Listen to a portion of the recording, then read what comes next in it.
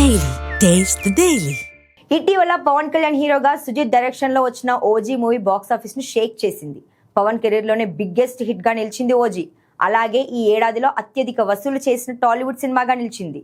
దీంతో పవన్ నుంచి నెక్స్ట్ రాబోతున్న ఉస్తాద్ భగత్ సింగ్ సినిమా ఎప్పుడెప్పుడు ప్రేక్షకుల ముందుకు వస్తుందా అని అందరూ ఆసక్తిగా ఎదురు చూస్తున్నారు. గబ్బర్ సింగ్ కాంబినేషన్ రిపీట్ చేస్తూ హరీష్ శంకర్ ఈ సినిమాను దర్శకత్వం వహిస్తున్నాడు.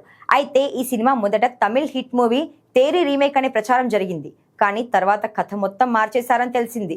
దీంతో ఉస్తాద్ పై అంచనాలు భారీగా ఉన్నాయి. ఇప్పటికే పవన్ కళ్యాణ్ పాత్రకు సంబంధించిన షూటింగ్ పూర్తి చేశారు. ప్రస్తుతం మిగిలిన షూటింగ్ పూర్తి చేసే పనిలో ఉన్నాడు హరీష్ శంకర్.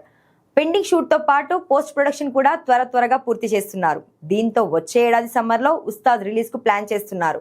రీసెంట్ గా 2026 ఏప్రిల్లో ఈ సినిమా రిలీజ్ కానుందని మేకర్స్ క్లారిటీ ఇవ్వగా ఇప్పుడు ఏప్రిల్ 10వ తేదీన రిలీజ్ చేయాలనే ఆలోచనలో ఉన్నట్టుగా తెలుస్తోంది.